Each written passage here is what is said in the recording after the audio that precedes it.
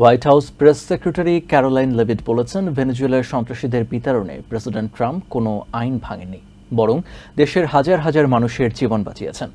সোমবারের সংবাদ সম্মেলনে তিনি আরও বলেন, আদালত থেকে তারা জয় নিয়ে ফিরবেন বলেই তাদের বিশ্বাস।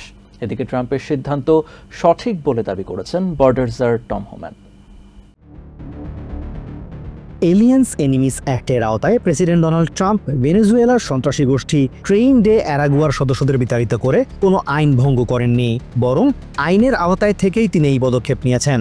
সোমবার নিয়মিত সংবাদ সম্মেলনে এমন দাবি করেছেন হোয়াইট হাউসের press secretary Caroline Leavitt. This administration acted within the confines of the law, again within the president's constitutional authority and under the authority granted to him under the Alien Enemies Act. প্রেসিডেন্টের এই পদক্ষেপ দেশের হাজার হাজার মানুষের জীবন বাঁচাতে সাহায্য করবে দাবি করে তিনি বলেন, এই সংক্রান্ত মামলায় আদালতে প্রশাসনের জয় হবে বলে তিনি আত্মবিশ্বাসী। We are quite confident in that and we are wholly confident that we are going to win this case in court. উড্ডয়নের পর বিমান ফিরিয়ে আনা সংক্রান্ত বিচারকের নির্দেশের বিষয়ে জানতে চাইলে লেভিট দাবি করেন, ওই নির্দেশ দেওয়ার অনেক আগেই অবৈধ অভিবাসীদের নিয়ে বিমানগুলো ভেনেজুয়েলার পথে যাত্রা করেছে। All of the planes that were subject to the written order, the judge's written order, took off before the order was entered in the courtroom on Saturday. এদিকে ট্রাম্প প্রশাসনের বর্ডারজার টম হোম্যান বলেছেন, প্রেসিডেন্ট ট্রাম্প এলিয়েন্স এনিমিস অ্যাক্টের আওতায় যে পদক্ষেপ নিয়েছেন তা যথার্থ। তিনি জানান, এই অ্যাক্টের আওতায় যাদের বিতাড়িত করা হয়েছে তারা ট্রেইন ডে অ্যারাগুয়া এবং MS-13 সংগঠন দুটির সদস্য ছিল, যারা সবাই দেশের জাতীয় নিরাপত্তার জন্য হুমকি।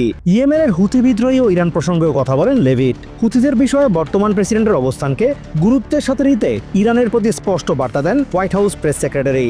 Our message to Iran is you better take this president seriously, and I think the Houthis learned that the hard way this past weekend. Leavitt বলেন, প্রেসিডেন্ট মনে করেন হুথিদের সব ধরনের কাজের জন্য ইরান দায়ী। Are dictating every move, giving them the weapons, supplying them with money and highly sophisticated military equipment. তিনি আরো বলেন, ইউএস নেভির যুদ্ধজাহাজ এবং আমেরিকার বাণিজ্যিক জাহাজে কেউ হামলা চালালে প্রেসিডেন্ট ট্রাম্প চুপ করে বসে থাকবেন না। And this president is not just going to sit on his hands and allow terrorists to launch attacks on commercial vessels and US naval ships.